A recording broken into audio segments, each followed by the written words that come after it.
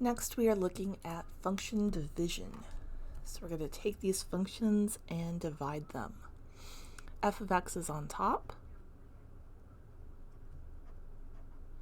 G of x is on the bottom. At this point, we need to reduce this fraction. A 3 can be factored out of the top. We're left with a 5. 3 is gone from the bottom. The exponents, we're going to take the top one and subtract off the bottom. So x to the 12th, x to the 9th, we're left with x to the 3rd. So our final solution is 5x to the 3rd. In problem 2, we have a negative 4x to the 5th on top and 2x to the 8th on the bottom. Now we are going to simplify this fraction. We can take a 2 out of the top and a 2 out of the bottom. Now we have a larger number in the denominator than we do in the numerator. So we are going to have 5 removed from the top and 5 removed from the bottom, leaving us with 3 on the bottom. So we have negative 2 over x to the 3rd.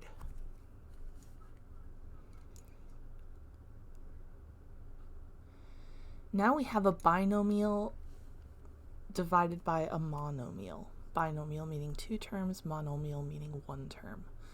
So I'm going to start by writing f of x on the top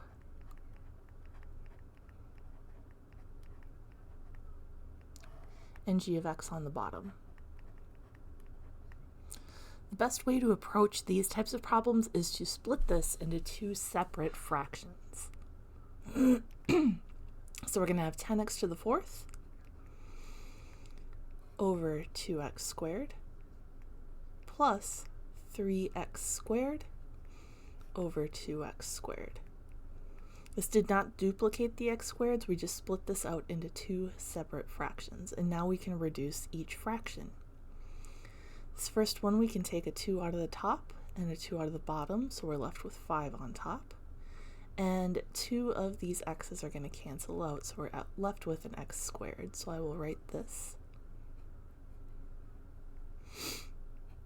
In our next fraction, nothing cancels out with our constants, but x squareds completely cancel out, so we are left with 3 halves. And there is our answer. In the last example, we're going to do the same thing, only now we have a trinomial, meaning 3 terms.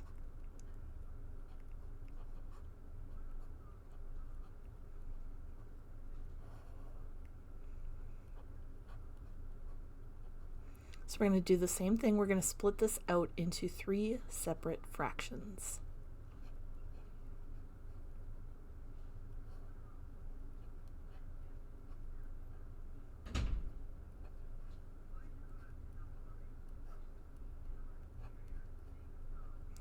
Again, this doesn't duplicate or triplicate the bottom. We're just splitting it out so we can simplify each fraction one at a time.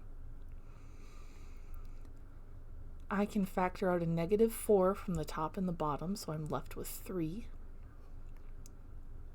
Again, I can factor out 2 x's, so I'm left with x to the 3rd. So I will write this here.